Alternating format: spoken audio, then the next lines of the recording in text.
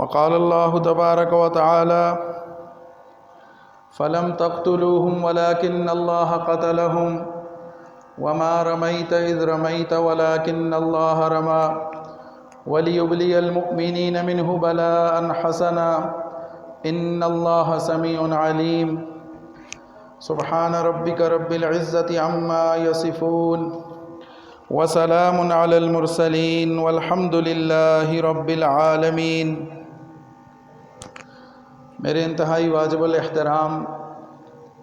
معزز سامعین کرام، حضور اکرم صلی اللہ علیہ وسلم کی سیرت طیبہ پر گزشتہ کئی جمعوں سے ایک تسلسل کے ساتھ کچھ ٹوٹی پھوٹی معروضات پیش کی جاتی ہیں۔ حضور صلی اللہ علیہ وسلم کی زندگی کے مختلف ادوار ہیں، مختلف پہلو ہیں، تو آپ علیہ السلام کی حیات طیبہ کا ایک اہم ترین پہلو آپ صلی اللہ علیہ وسلم کی جہادی زندگی ہے۔ جب ہجرت فرما کر رسول اللہ صلی اللہ علیہ وسلم مدینہ طیبہ پہنچتے ہیں تو اس کے بعد جو مدنی دور شروع ہوا، اللہ رب العزت کی طرف سے اجازت دے دی گئی، اذن للذین یقاتلون بانہم ظلموا، اللہ تعالیٰ نے مسلمانوں کو اجازت دے دی کہ ان پر جو ظلم ہوتا ہے، جو زیادتی ہوتی ہے، وہ اس کا جواب دیں، وہ اپنا دفاع کریں اور کفار کے ساتھ اسلحے کے ساتھ مقابلہ کر سکتے ہیں، ان کو اینٹ کا جواب پتھر سے دے سکتے ہیں۔ اذن للذین یقاتلون بانہم ظلموا وان اللہ علی نصرہم لقدیر، اللہ تعالیٰ نے چھوٹ دے دی، اجازت دے دی اور جہاد کا حکم نازل کیا۔ کتب علیکم القتال وہو کرہ لکم، لڑنا، قتل کرنا، قتل ہو جانا، جہاد کرنا، قتال کرنا اللہ رب العزت نے مسلمانوں پر فرض کر دیا۔ تو رسول اللہ صلی اللہ علیہ وسلم کی سیرت طیبہ کا، آپ کی حیات طیبہ کا ایک بہت ہی اہم اور روشن پہلو آپ صلی اللہ علیہ وسلم کی جہادی زندگی ہے، اور اس حکم کو پورا کرنے کے لیے پھر رسول اللہ صلی اللہ علیہ وسلم نے ایک دو مرتبہ نہیں بلکہ کم و بیش 27 یا 28 غزوات میں بنفس نفیس خود شرکت فرمائی ہے اور میدانوں کا رخ کیا ہے اور کفر کا قلع کما کیا ہے، ان کے دانت کھٹے کیے ہیں۔ مدینہ طیبہ میں غزوہ بدر سن 2 ہجری میں ہوا، لیکن اس سے قبل 4 غزوات ہو چکے تھے۔ تو غزوہ بدر وہ ہے کہ جس میں پہلی مرتبہ کفار کے ساتھ مقابلہ ہوا، لڑائی کی نوبت آئی، قتال ہوا۔ البتہ اس سے پہلے 4 مواقع ایسے آئے کہ رسول اللہ صلی اللہ علیہ وسلم صحابہ کرام کو اپنے ساتھ لے کر میدانوں کا رخ کیا، لیکن لڑائی کی نوبت نہ آئی۔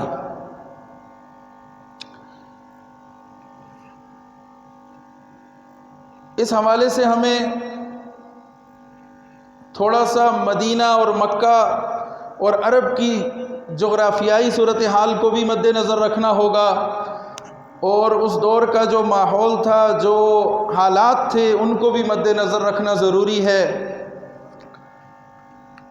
مکہ مکرمہ کے اندر حضور صلی اللہ علیہ وسلم جب تک موجود تھے، مکی دور تھا، اگرچہ وہاں پر بہت مشکلات تھیں، اذیتیں تھیں، جینا مشکل تھا، مشکلات کا سامنا تھا، لیکن وہ مشکلات کسی ایک مقصد کی، کسی ایک وجہ سے تھی۔ خاندان والوں کی طرف سے، مشرکین کی طرف سے، اہل قریش کی طرف سے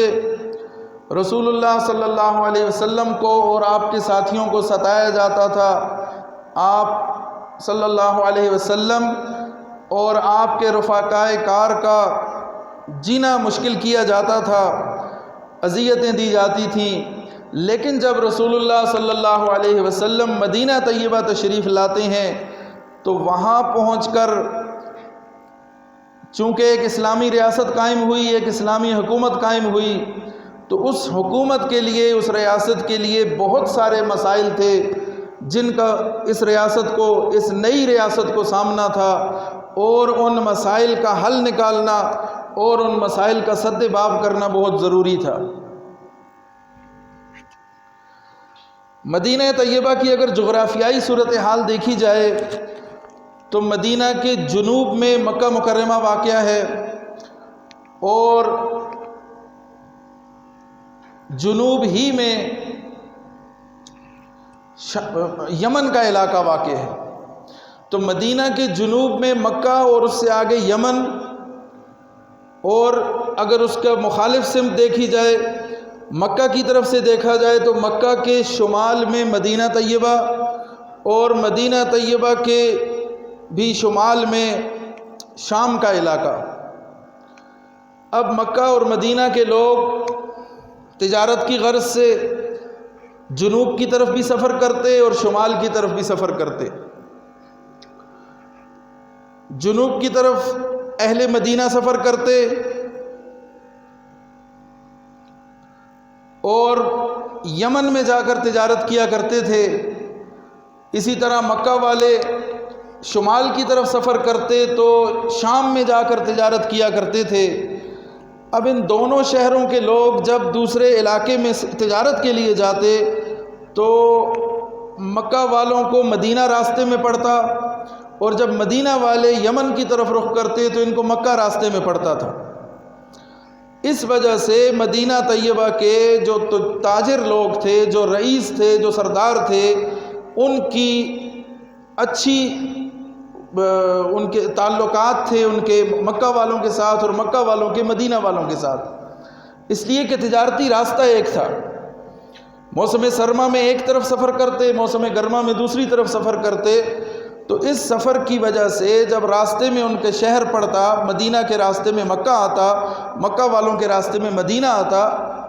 تو آپس میں ان کے ایک تو راستہ تجارتی تھا، دوسرا آپس میں ان کے تعلقات تھے، دوستیاں تھیں، کاروبار تھا، لین دین ہوتا تھا۔ اور اسی سلسلے میں حضرت سعد بن معاذ رضی اللہ تعالیٰ عنہ، ان کی جب وہ عمرے کے لیے تشریف لے گئے، حضور صلی اللہ علیہ وسلم کی ہجرت کے بعد عمرے کے لیے تشریف لے گئے، تو وہاں پر انہوں نے امیہ بن خلف کے ہاں ٹھہرے، دوستی تھی، تعلق تھا، اگرچہ یہ مسلمان تھے، امیہ بن خلف پکا کافر تھا، مشرک تھا، لیکن امیہ بن خلف نے ان کو اپنے پاس ٹھہرایا، مہمان رکھا، دوستی تھی۔ اور امیہ بن خلف کی ہمراہی حضرت سعد بن معاذ رضی اللہ تعالیٰ عنہ جب طواف کے لیے گئے تو وہاں ابو جہل سے سامنا ہوا، تو ابو جہل نے بڑی تلخ باتیں کی، سخت باتیں کی، اور کہنے لگا کہ تم نے محمد صلی اللہ علیہ وسلم کو پناہ دی ہے، یا تو تم انہیں قتل کر دو یا اپنے علاقے سے نکال دو، ورنہ ہم تمہارا یہاں پر آنا بند کر دیں گے، عمرے کے لیے، حج کے لیے نہیں آ سکو گے۔ تو اس موقع پہ حضرت سعد بن معاذ رضی اللہ تعالیٰ عنہ نے اسے جواب دیا کہ پھر ٹھیک ہے، ہم بھی تمہارا تجارتی راستہ بند کریں گے، یمن کی طرف تم ہمارے پاس سے ہی ہو کے جاؤ گے، شام کی طرف جب جاؤ گے تو مدینہ میں سے گزر کے جاتے ہو تو پھر ہم تمہارا راستہ بھی روکیں گے۔ یہ وہاں پر اس کو دھمکی دے کر آئے۔ تو جب رسول اللہ صلی اللہ علیہ وسلم مدینہ طیبہ میں اسلامی ریاست کی بنیاد قائم کر چکے تو رسول اللہ صلی اللہ علیہ وسلم نے سب سے پہلے اہل مدینہ کے ساتھ معاہدہ کیا، قبیلہ اوس، قبیلہ خزرج، اور اسی طرح یہودیوں کے قبائل بنو نذیر وغیرہ، ان سب کے ساتھ معاہدہ کیا تاکہ ہم یہاں پر امن کے ساتھ رہ سکیں اور اندرونی خلفشار سے، اندرونی دشمنیوں سے بچ سکیں، اور باہر سے اگر کوئی حملہ کرے گا تو یہ آپس میں ہم ایک دوسرے کا ساتھ دیں گے، سپورٹ کریں گے، مخالفت نہیں کریں گے۔ تو یہ تو معاہدہ ہو گیا میثاق مدینہ میں۔ اب یہاں پر رسول اللہ صلی اللہ علیہ وسلم نے دو باتوں پہ خاص طور سے توجہ دی۔ ان میں سے پہلی بات یہ تھی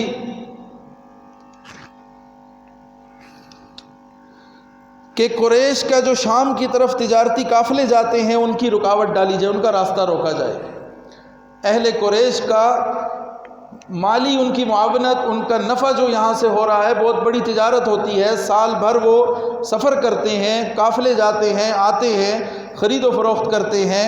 معیشت ان کی یہیں سے مضبوط ہوتی ہے۔ تو ایک حل تو رسول اللہ صلی اللہ علیہ وسلم نے جو ایک کام کیا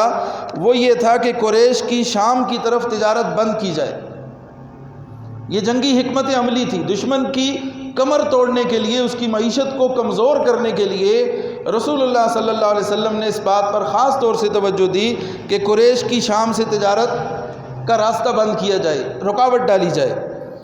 اور دوسرا اہم کام رسول اللہ صلی اللہ علیہ وسلم نے جو کیا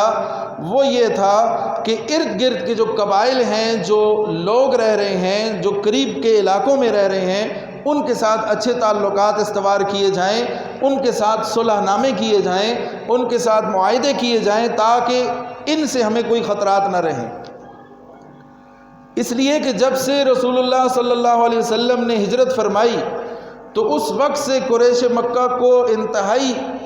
دشمنی، انتہائی تکلیف تھی، جس کے باعث انہوں نے تمام عرب میں یہ بات پھیلا دی کہ یہ لوگ اپنے دین سے پھر چکے ہیں، ہم ان کے مخالف ہیں، ہم ان کو نہیں چھوڑیں گے، جو ان کا ساتھ دے گا، جو ان کو پناہ دے گا، ہم اس کو بھی نہیں چھوڑیں گے، ہم اس کی بھی مخالفت کریں گے، اس سے ہمارا اعلان جنگ ہے، دشمنی ہے۔ تو ان باتوں کو دیکھ کر بہت سارے قبائل ان کے ہم نوا ہو گئے، ان کی باتوں میں آ گئے۔ تو اس لیے ضروری تھا کہ ارد گرد کے قبائل کے ساتھ صلح صفائی کی جائے، ان کے ساتھ معاہدے کیے جائیں، انہیں کسی بات کا پابند کیا جائے تاکہ مسلمانوں کو ان خطرات سے بچایا جا سکے۔ ایک دشمن مکہ میں بیٹھا ہے، ہر وقت سازشیں کر رہا ہے، کوششیں کر رہا ہے، کسی بھی وقت آئے گا اور آ کے حملہ کر دے گا، تو دوسری طرف وہ اپنے ساتھ لوگوں کو بھی ملانے کی کوشش کرے گا، تو کسی طرح سے ان لوگوں کو اپنے ساتھ ملا کے رکھا جائے، یا کم سے کم کسی معاہدے کا پابند کر دیا جائے تاکہ یہ ان کا ساتھ نہ دیں، دشمن کا ساتھ نہ دیں، اور مسلمانوں کو نقصان کم سے کم ہو۔ اور پھر قریش مکہ نے عبداللہ بن ابی جو منافقین کا سردار تھا اور مدینہ میں رسول اللہ صلی اللہ علیہ وسلم کے آنے سے پہلے رئیس الانصار تھا، سردار تھا اس علاقے کا، تو اسے قریش مکہ نے خط لکھا کہ تم نے محمد صلی اللہ علیہ وسلم کو پناہ دی ہے، یا تو تم ان کو قتل کر دو یا ان کی پناہ سے دستبردار ہو جاؤ، انہیں نکال دو اپنے علاقے سے۔ اگر ایسا نہیں کرو گے تو پھر ہم تمہاری طرف آئیں گے، تمہارے اوپر حملہ کریں گے اور تمہاری عورتوں اور بچوں کو اٹھا کر لے جائیں گے، تمہیں قتل کر دیں گے۔ کھلی دھمکی دی، سر عام خط لکھ کر جب عبداللہ بن ابی کو انہوں نے یہ واضح پیغام دیا کہ ان مسلمانوں کا ساتھ دینا چھوڑ دو، تو اس وجہ سے رسول اللہ صلی اللہ علیہ وسلم نے یہ حکمت عملی اپنائی کہ قریش مکہ کا تجارتی راستہ روکا جائے اور ساتھ ساتھ ارد گرد کے قبائل کے ساتھ معاہدے کیے جائیں، صلح نامے کیے جائیں، ان کو کسی معاہدے کا پابند کیا جائے تاکہ مسلمانوں کا نقصان کم سے کم ہو، دشمن کم ہو۔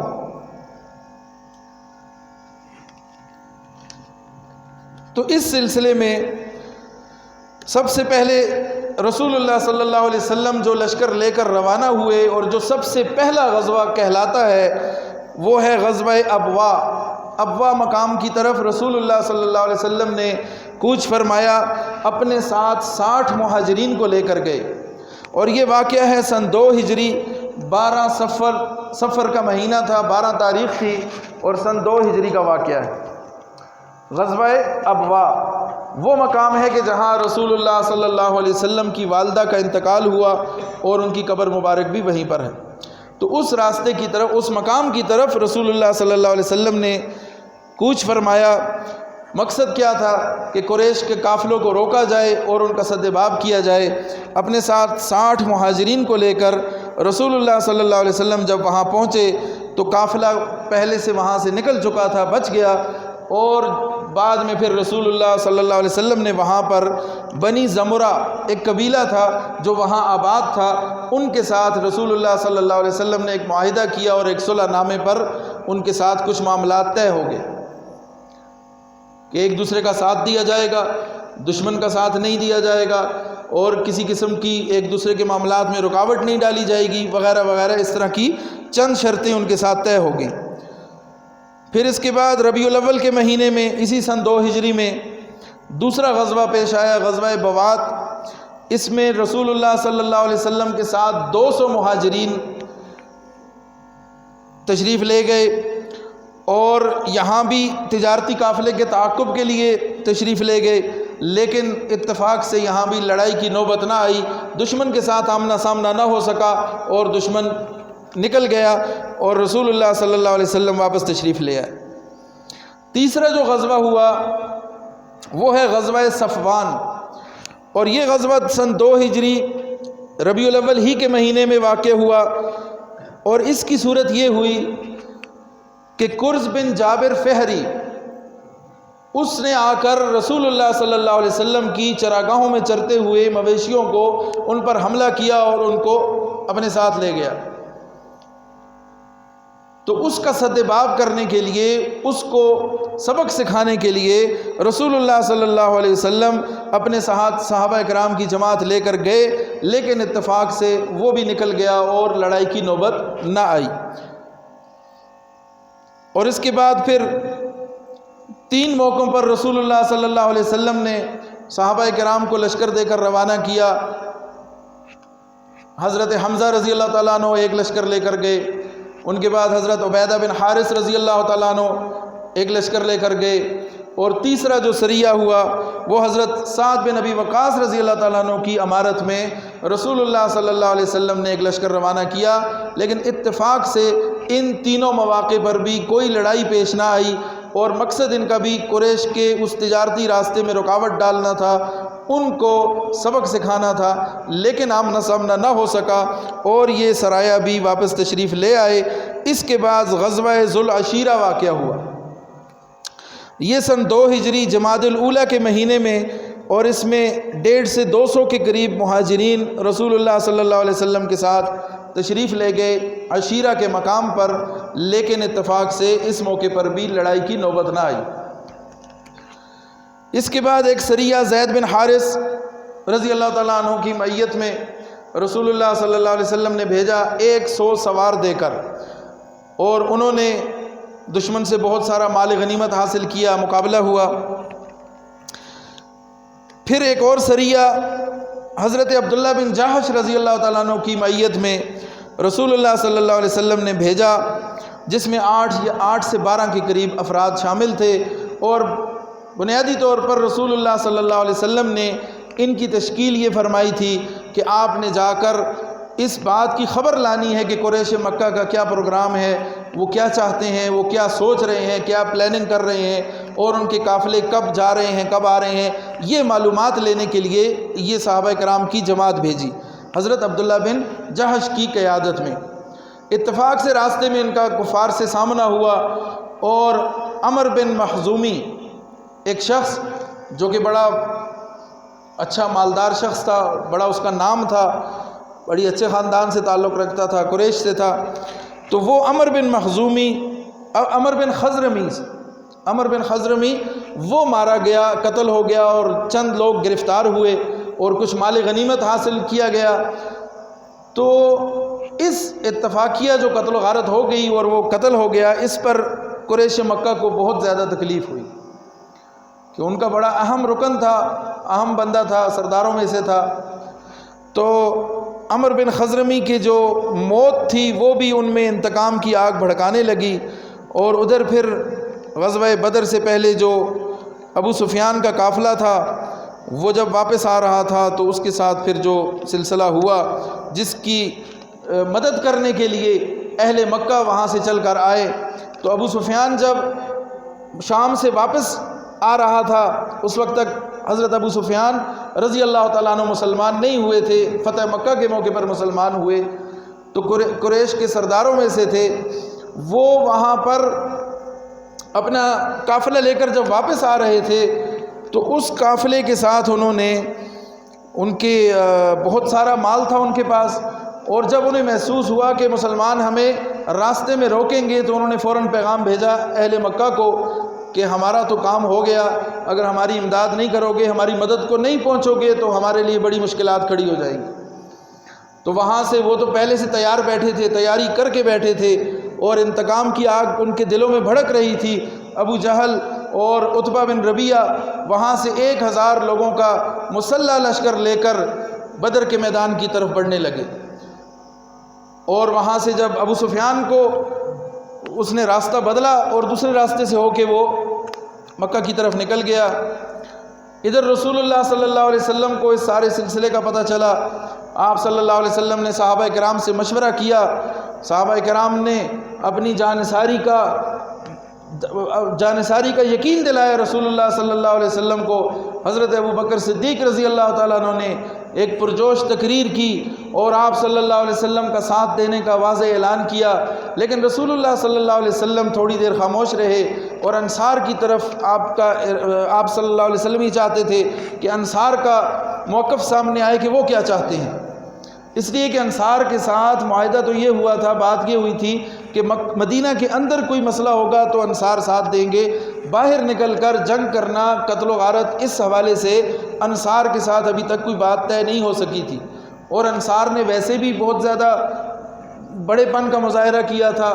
مہمان نوازی کی تھی، اپنا سب کچھ لٹا دیا تھا اسلام کی خاطر، مہاجرین کی خاطر، رسول اللہ صلی اللہ علیہ وسلم کی خاطر۔ تو رسول اللہ صلی اللہ علیہ وسلم اس انتظار میں تھے کہ انصار کی طرف سے کیا موقف آتا ہے۔ تو حضرت سعد بن معاذ رضی اللہ تعالیٰ عنہ جو اپنے قبیلے کے سردار تھے، وہ کھڑے ہوئے، انہوں نے کہا یا رسول اللہ شاید آپ ہماری طرف ہمارے جواب کے منتظر ہیں۔ تو انہوں نے یقین دلایا کہ آپ اگر ہمیں دور دراز کسی علاقے کا بھی کہیں گے، یہ بدر تو قریب ہے، آپ کہیں دور علاقے کا بھی کہیں گے، ہم دل و جان سے حاضر ہیں، اور اسی طرح اگر آپ ہمیں حکم دیں سمندر میں چھلانگ لگا دینے کے لیے تو خدا کی قسم ہم پیچھے نہیں ہٹیں گے، اپنی جان دے دیں گے، ہر لحاظ سے ہم آپ کا ساتھ دیں گے، ہم آپ کے دست و بازو بنیں گے، ہم آپ کے لیے ہر قسم کی قربانی دینے کو تیار ہیں۔ حضرت مقداد بن اسود رضی اللہ تعالیٰ عنہ کھڑے ہوئے، انہوں نے تقریر کی، فرمایا کہ ہم موسیٰ علیہ السلام کے لوگوں کی طرح نہیں ہیں کہ جنہوں نے کہا اذهب انت وربک فقاتلا انا ہاہنا قاعدون، تو اور تیرا رب جا کے لڑو، ہم تو یہاں پر بیٹھے ہیں۔ ہم ایسے نہیں ہیں، ہم یہ نہیں کہیں گے، بلکہ ہم آپ کے لیے جان دینے کو تیار ہیں، ہم آپ کے ساتھ جانے کو تیار ہیں، آپ کی ہم دائیں سے بائیں سے آگے پیچھے ہر طرف سے ہر طرح سے حفاظت کریں گے، کسی طرح ہم آپ کو تنہا نہیں چھوڑیں گے۔ تو رسول اللہ صلی اللہ علیہ وسلم نے اس پر تبسم فرمایا، خوشی کا اظہار فرمایا، اور صحابہ کرام کو لے کر اپنے ساتھ 313 صحابہ کرام، جن میں 60 مہاجرین تھے اور باقی انصار تھے، ان کے قافلے کو لے کر رسول اللہ صلی اللہ علیہ وسلم نے سفر شروع فرمایا۔ اور پھر حضرت ابو لبابہ رضی اللہ تعالیٰ عنہ کو مدینہ کا حاکم مقرر کر کے انہیں واپس کیا کہ آپ مدینہ میں دیکھ بھال کریں گے، نگرانی کریں گے، امارت کریں گے، نائب ہیں آپ۔ اور رسول اللہ صلی اللہ علیہ وسلم نے اپنا سفر شروع فرما دیا، اور بدر کے میدان میں جا کر پھر جو سلسلہ ہوا، حضور صلی اللہ علیہ وسلم نے 16 رمضان المبارک کو وہاں پہنچ کر سب سے پہلے آپ صلی اللہ علیہ وسلم نے وہاں جگہ کا انتخاب کیا، پھر صحابہ کرام نے حضور کے لیے ایک مقام تیار کیا جہاں پر آپ صلی اللہ علیہ وسلم کو آرام فرمانے کے لیے آپ کے لیے ایک جگہ مقرر کی، جہاں مسجد عریش کے نام سے آج ایک مسجد قائم ہے، اور اس کے باہر جو میدان بدر ہے وہ اسی طرح سے آج بھی موجود ہے، اور اسلام کی عظمت کا نشان ہے، اور اسلام کے اس پہلے معرکے کی یاد دلاتا ہے۔ اللہ تعالی ہم سب کو وہ جگہ دکھائے اور وہاں پر جانے کی توفیق عطا فرمائے۔ وہاں جا کر انسان کی عجیب کیفیت ہوتی ہے کہ کہاں سے اللہ تعالیٰ نے اٹھایا ہمیں اور کہاں پہنچا دیا، اور یہ وہ مقام ہیں کہ جن کے بارے میں اللہ تعالیٰ نے کلام مجید میں آیتوں کی آیتیں نازل کی ہیں، اور اللہ تعالیٰ نے حضور صلی اللہ علیہ وسلم کو کیسی فتح یہاں پر عطا فرمائی کہ چند نہتے افراد اور مسلح لوگوں کے مقابلے میں دنیا کفر سے ٹکرا گئے، اور پھر اللہ تعالیٰ نے ان کو فتح بھی عطا کی اور ان کے ساتھ ان کو رضا کے پروانے بھی عطا کیے۔ تو بدر کے میدان میں جو معرکہ وجود میں آیا، اس میں رسول اللہ صلی اللہ علیہ وسلم نے 17 رمضان المبارک کو جب دونوں قافلے آمنے سامنے پڑاؤ ڈال کے دونوں لشکر موجود تھے تو رسول اللہ صلی اللہ علیہ وسلم نے صف بندی کی اور مسلمانوں کو صفوں میں تیار کیا۔ اس سے پہلے جو رات گزری رسول اللہ صلی اللہ علیہ وسلم کی رات اللہ کے سامنے آہوزاری کرنے میں، دعا کرنے میں، مناجات کرنے میں گزری۔ اللہ سے مدد مانگنے میں رسول اللہ صلی اللہ علیہ وسلم نے اللہ کے سامنے گڑ گڑا کر دعا کی کہ اے اللہ، میں نے جن چند نہتے افراد تیار کیے تھے ان کو لے آیا ہوں میدان میں، اب ان کو فتح دینا تیرا کام ہے، ان کو کامیاب کرنا تیرا کام ہے۔ اے اللہ، اگر آج یہ مٹھی بھر نوجوان، یہ مٹھی بھر مسلمان ختم ہو گئے، کفر نے ان پر غلبہ حاصل کر لیا، تو اے اللہ تیرا نام لینے والا دنیا میں کوئی نہیں رہے گا۔ یا اللہ، میرے پاس جو تیاری تھی، جو کچھ ہم کر سکتے تھے وہ ہم نے کیا اور ان کو تیرے آگے پیش کر دیا ہے۔ اے اللہ، تو ہی ہمیں فتح دینے والا ہے، تو ہی ہمیں کامیابی دینے والا ہے۔ اور پھر دنیا نے دیکھا کہ کس طرح سے اللہ تعالیٰ نے ان کی مدد فرمائی فرشتوں کے ذریعے سے، اور غیبی مدد کر کے اللہ تعالیٰ نے مسلمانوں کو کامیابی عطا کی۔ ادھر اہل کفر کا کیا حال تھا کہ ان کے درمیان ان کے سارے بڑے بڑے سردار موجود تھے۔ ابو جہل تھا، عتبہ بن ربیعہ تھا جو کہ اس لشکر کا سپہ سالار تھا، اس کے پاس حکیم بن حزام رضی اللہ تعالیٰ عنہ جو بعد میں مسلمان ہوئے، اس وقت کفار کے لشکر کی طرف سے آئے تھے، تو انہوں نے جا کر عتبہ سے بات کی کہ اگر ہم یہاں پر قتل و غارت کے بجائے، لڑائی کے بجائے صلح کر لیں اور ایسا کوئی معاملہ کر لیں کہ قتل کرنے کی نوبت نہ آئے، لڑائی کی نوبت نہ آئے، تو آپ کا نام ہمیشہ یادگار رکھا جائے گا، یاد کیا جائے گا، تاریخ میں آپ کا نام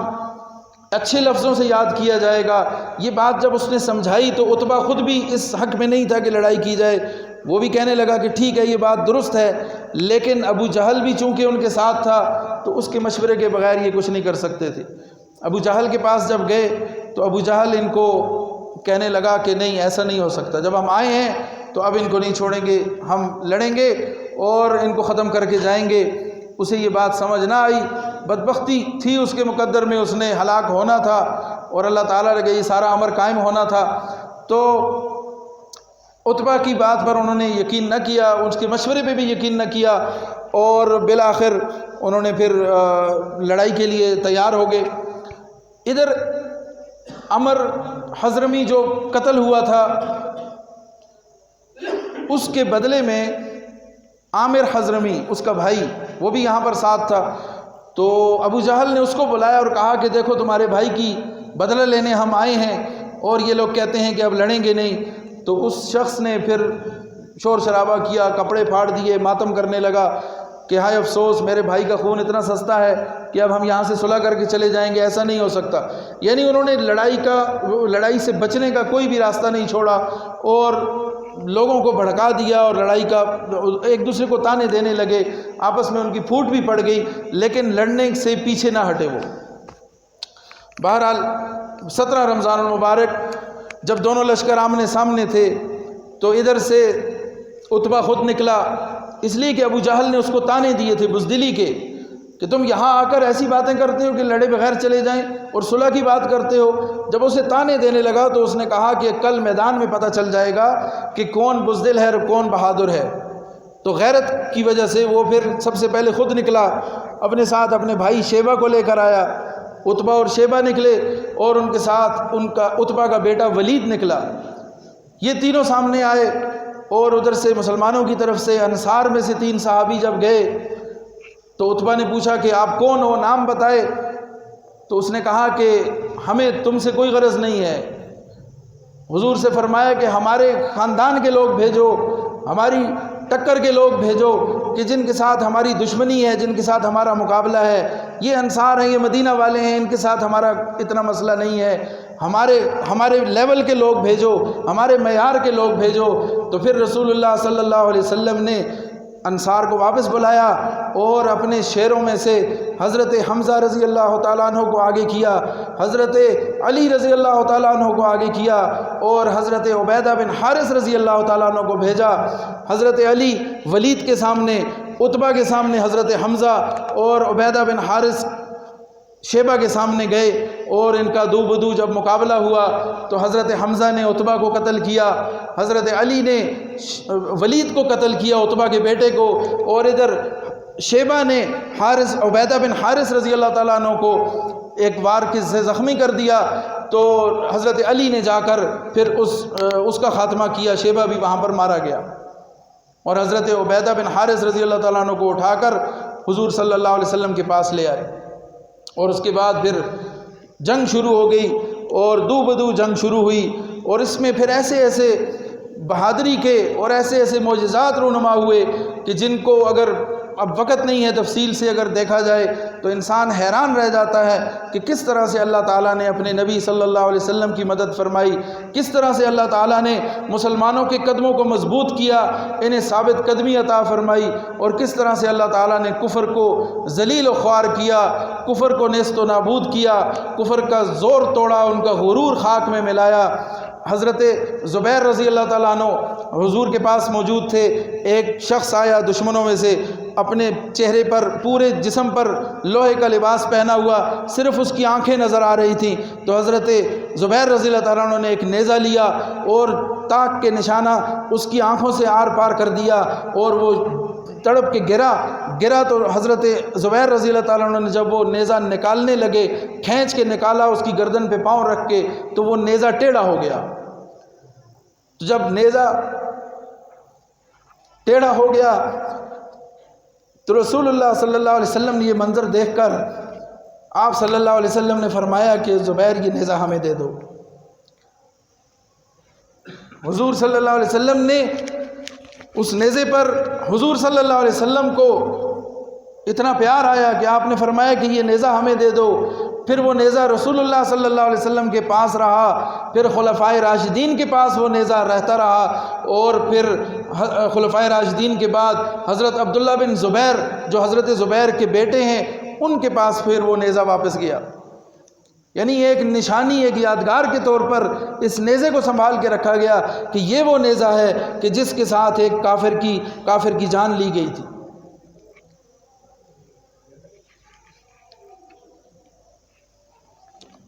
تو اس طرح سے اس معرکے کے اندر بہت سارے ایسے معجزات رونما ہوئے۔ رسول اللہ صلی اللہ علیہ وسلم نے کسی زخمی کے زخم پر ہاتھ پھیرا، اللہ نے اس کو ٹھیک کر دیا، آنکھیں زخمی ان کو ٹھیک کر دیا اللہ کے حکم سے، یہ معجزے کے طور پر ہوا۔ اور اسی طرح بہت سارے ایسے مواقع کہ صحابہ کرام کے ہاتھ میں چھڑی تھی، رسول اللہ صلی اللہ علیہ وسلم نے وہ چھڑی لی اور وہ ہاتھ میں تلوار بن گئی اور ان کو عطا کر دی۔ تو بہت سارے معجزات رونما ہوئے۔ اسی طرح رسول اللہ صلی اللہ علیہ وسلم کی مدد کے لیے، صحابہ کی مدد کے لیے اللہ تعالیٰ نے فرشتوں کو بھیجا۔ ایک موقع پر حضور نے چند کنکریاں اٹھائیں، مٹی اٹھائی اور کفار کی طرف پھینکی، اللہ تعالیٰ نے اللہ کے حکم سے پھینکی، اس کو اللہ تعالیٰ نے آیت کا حصہ بنا دیا، وما رمیت اذ رمیت ولکن اللہ رما۔ یہ جو مٹی آپ نے پھینکی ہے، یہ جو کنکریاں آپ نے پھینکی، یہ آپ نے نہیں پھینکی، یہ اللہ نے پھینکی ہیں، اور ان سب کی آنکھوں کو اندھا کر دیا ہے، ان سب کو، ان کے لشکر میں کھلبلی مچ گئی ہے، اور ان کے زور کو توڑا ہے، ان کے غرور کو توڑا ہے اللہ رب العزت نے۔ اسی غزوہ بدر کے اندر پھر 70 سردار ان کے مارے گئے اور 70 کے قریب قیدی بنائے گئے، جبکہ مسلمانوں میں سے صرف 14 افراد شہید ہوئے جو اللہ کے حضور شہادت کا جام نوش کر گئے۔ تو جو مقتولین تھے ان کو وہیں پر ایک گڑھے کے اندر، ایک کنویں کے اندر پھینک دیا گیا، اور پھر رسول اللہ صلی اللہ علیہ وسلم نے وہاں کھڑے ہو کر ان کو خطاب کر کے ایک ایک کا نام لے کر ان کو فرمایا کہ کیا اللہ نے اپنا وعدہ سچا نہیں کر دیا؟ جو اللہ نے مجھ سے وعدہ کیا اللہ نے وہ بھی سچا کر دیا، اور تمہارا جو انجام اللہ نے رکھا تھا اللہ نے تمہیں بھی اس انجام تک پہنچایا۔ تو حضرت عمر کہنے لگے کہ یا رسول اللہ یہ تو مر گئے ہیں، ختم ہو گئے ہیں، یہ کیسے سنتے ہیں آپ کی بات؟ حضور نے فرمایا جیسے آپ میری بات سنتے ہو، آپ سے زیادہ اچھی طرح یہ سن رہے ہیں میری بات، اللہ ان کو سنا رہا ہے لیکن یہ بول نہیں سکتے۔ تو اللہ تعالیٰ نے غزوہ بدر کی صورت میں مسلمانوں کو فتح عطا کی۔ پھر یہاں پر قیدیوں کا مسئلہ پیش آیا، حضور نے مشورہ فرمایا کہ ان قیدیوں کا کیا کیا جائے، تو حضرت ابوبکر صدیق کی رائے تھی اور حضور کی اپنی بھی رائے تھی کہ ان سے فدیہ لے کر ان کو چھوڑ دیا جائے، ان کے ساتھ بھلائی کا معاملہ کیا جائے تاکہ ممکن ہے یہ مسلمان ہو جائیں، فائدہ ہو جائے۔ حضرت عمر رضی اللہ تعالیٰ عنہ کی رائے یہ تھی کہ یہ چونکہ مسلمانوں کے مقابلے میں آئے ہیں، لڑنے کے لیے آئے ہیں، یہ اس رعایت کے مستحق نہیں ہے، پہلے بھی انہوں نے بہت زیادتیاں کی ہیں، یہ اس رعایت کے مستحق نہیں ہے کہ ان کو بخشا جائے، ان کو معاف کیا جائے، لہٰذا ان سب کو قتل کر دیا جائے۔ لیکن رسول اللہ صلی اللہ علیہ وسلم نے حضرت ابوبکر کی رائے پر اور اپنے اجتہاد سے یہ فیصلہ فرمایا کہ ان کو فدیہ دے کر چھوڑ دیا جائے۔ اور ان قیدیوں میں حضرت عباس رضی اللہ تعالیٰ عنہ بھی تھے، حضرت ابو العاص رضی اللہ تعالیٰ عنہ تھے، اور حضرت علی رضی اللہ تعالیٰ عنہ کے بھائی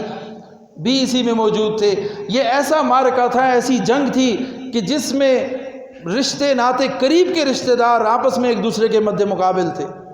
حضرت ابوبکر صدیق رضی اللہ تعالیٰ عنہ ایک طرف ہیں اور دوسری طرف کفار کے لشکر میں ان کے بیٹے عبد الرحمن بن ابی بکر وہ موجود ہیں، اس وقت تک مسلمان نہیں ہوئے تھے، آمنے سامنے ہیں۔ اور اسی طرح حضرت عبد الرحمن بن عوف کا سسر اس طرف سے کفار کی طرف سے مقابلے میں ہے، حضرت عمر رضی اللہ تعالیٰ عنہ اسلام کے لشکر میں ہیں، جبکہ مقابلے میں آپ کے ماموں موجود ہیں، حضرت علی مسلمانوں کے لشکر میں ہیں اور کفار کے لشکر میں ان کے بھائی موجود ہیں۔ حضور صلی اللہ علیہ وسلم اس طرف ہیں اور ادھر سے حضرت عباس رضی اللہ تعالیٰ عنہ جو اس وقت تک مسلمان نہیں ہوئے تھے وہ ان کی طرف سے آئے ہیں۔ تو اس طرح سے آپس کے رشتے ناتے، قریب کے لوگ سب ایک دوسرے کے آمنے سامنے تھے۔ مقصد کیا تھا؟ اللہ کی رضا کی خاطر، اللہ کا حکم پورا کرنے کے لیے، اللہ کے حکم کو، اللہ کے نظام کو دنیا پر غالب کرنے کے لیے، اس نیت کے ساتھ وہ اپنے رشتہ داروں سے بھی ٹکرا گئے، وہ دنیا کے کفر سے ٹکرا گئے، وہ دنیا کی ہر طاقت سے ٹکرا گئے تاکہ اللہ کا نام باقی رہے، اللہ کا کلمہ بلند ہو، اللہ کے نام لیوا لوگوں کی عزت ہو، ان کا وقار ہو، ان کی دنیا میں ان کا غلبہ ہو۔ اس مقصد کے لیے اللہ تعالیٰ نے حضور صلی اللہ علیہ وسلم کو یہ جہاد کا حکم عطا فرمایا، قتال کا حکم عطا فرمایا۔ تو میں نے ابتدا میں عرض کیا کہ سیرت کا ایک بہت اہم پہلو رسول اللہ صلی اللہ علیہ وسلم کی یہ جہادی زندگی ہے، اور اس میں اتنی تفصیل ہے کہ پتہ نہیں کتنا عرصہ اس پر ہم اگر بات کرتے رہیں تو وہ کم پڑ جائے گا۔ رسول اللہ صلی اللہ علیہ وسلم 27 مرتبہ میدانوں میں نکلے ہیں، اور کچھ روایت میں 28 کے قریب غزوات ہیں، اور ان میں سے تقریباً 10-11 کے قریب غزوات ایسے ہیں کہ جن میں دو بدو لڑائی ہوئی، قتال ہوا، لڑائی ہوئی، تو ان کی تعداد کل 10 یا 11 کے قریب ہے۔ چند موقعوں پر محاصرہ ہوا، لڑائی نہ ہو سکی، اکثر ایسا ہوا کہ کفار پہلے ہی ان پر روب پڑا اور وہ مقابلے میں نہ آئے اور بھاگ گئے۔ تو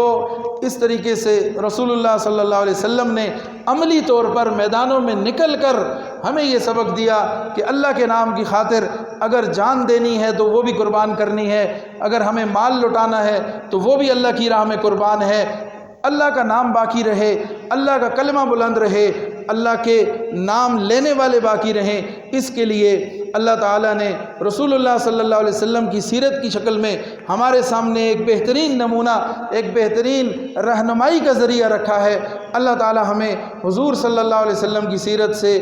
بہتر طریقے سے، اچھے طریقے سے اور کامل طریقے سے رہنمائی حاصل کرنے کی توفیق عطا فرمائے۔ اللہ تعالیٰ ہمیں اعمال صالحہ کی توفیق عطا فرمائے۔ اللہ تعالیٰ اسلام کا دنیا میں غلبہ عطا فرمائے۔ مسلمانوں نے جب سے جہاد چھوڑا، جہاد سے منہ موڑا اور دنیا کی محبت دل میں آئی، اللہ تعالیٰ نے ذلت ہم پر مسلط کر دی۔ حدیث کا مفہوم ہے، حضور نے فرمایا ایک وقت ایسا آئے گا کافر مسلمانوں پر ایسے دوڑیں گے جیسے بھوکے دسترخوان پہ ٹوٹ پڑتے ہیں، دوڑ پڑتے ہیں۔ تو صحابہ حیران ہوئے کہ ہم 313 تھے، ہم گنے چنے تھے، ہمارے پاس تھا بھی کچھ نہیں، اس کے باوجود ہم دنیا کفر سے ٹکرا گئے اور اللہ نے ہمیں فتح دی۔ یہ کیسا وقت آ جائے گا کہ ہمیں وہ بھوکوں کی طرح ہم پر ٹوٹ پڑیں گے جیسے دسترخوان پہ بھوکے ٹوٹ پڑتے ہیں۔ تو حضور نے فرمایا مسلمانوں میں ایک بیماری پیدا ہو جائے گی اور وہ بیماری وہن کی بیماری ہوگی۔ پوچھا گیا یہ وہن کی بیماری کیا ہے؟ حضور نے فرمایا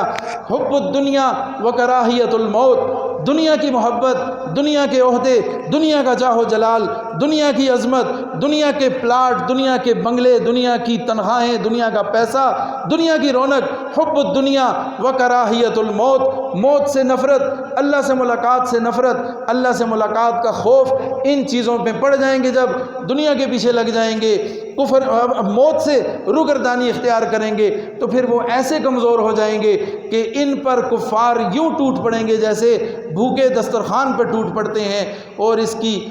مثالیں ہم دنیا میں ہر جگہ بکھری ہوئی دیکھتے ہیں۔ آج ہر طرف مسلمان کمزور ہے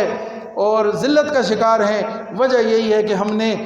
اسلام کی تعلیمات کو چھوڑ رکھا ہے، اور حضور صلی اللہ علیہ وسلم نے جو ہماری رہنمائی کی تھی عمل کے ساتھ، اپنے قول کے ساتھ، اپنے عمل کے ساتھ اور قرآن کے ذریعے، ہم نے ان سب چیزوں کو چھوڑ دیا، ہمیں دنیا کو مقصود بنا لیا۔ اللہ تعالی ہماری اصلاح فرمائے، اللہ تعالی ہمیں نیک اعمال کرنے کی توفیق عطا فرمائے اور مسلمانوں کو عظمت رفتہ عطا فرمائے۔ وآخر دعوانا ان الحمد للہ رب العالمین۔